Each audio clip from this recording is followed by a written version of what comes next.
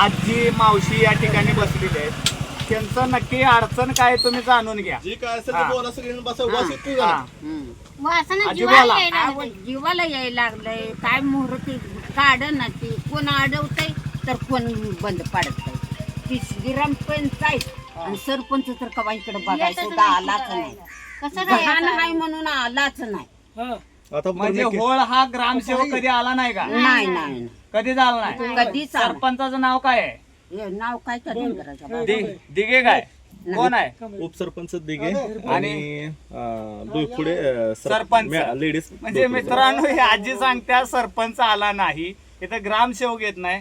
खरं तर वाडेगावचा हा विकास कुठल्या दिशेनं चालू आहे 100%. आजी आपण यांची तक्रार करायची का वर? मस्त चारटा जाऊन सांगत नाही, वर व्हिडिओला तक्रार करायची का?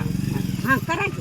हा त्याला निलंबित झालं पाहिजे ना. हा आम्हाला मला सांग ऐका, त्यांची शासनाकडून ह्याला ₹1,00,000 पगार आहे. किती? ₹1,00,000 पगार.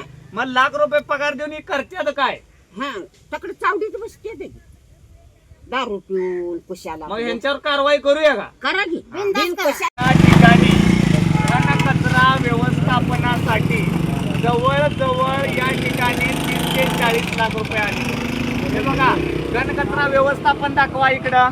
घनकचरा व्यवस्थापन बघा, ही सगळ्या कचऱ्याचं व्यवस्थापन केलेलं आहे.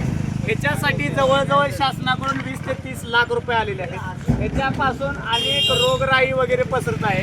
आणि ही घनकचरा कुठं आहे माहिती आहे का? प्राथमिकमध्ये इंजेक्शन पलीकडे करायचं आणि आजारी अलीकडे पडायचं. या अशा प्रकारे घनकचरा व्यवस्थापन वाडेगावमध्ये आहे. खरं तर ह्यो जो ग्रामसेवक आहे हा बिनकामाचा, त्याला दुसरीकडं काम मसर्रा काही ठिकाणी कोण ठेवत नाही, त्याला ग्रामसेवक म्हणून या ठिकाणी ठेवलाय. हा ग्रामसेवक बडतर्फ झाला पाहिजे, निलंबित झाला पाहिजे. वाडेगावमध्ये किती टक्केवारी त्यानं खाल्लेली आहे याची सर्व रिकव्हरी झाली पाहिजे आणि त्याची पेन्शन सुद्धा बंद झाली पाहिजे. अशा प्रकारे या ग्रामसेवकावर कारवाई केली जाईल.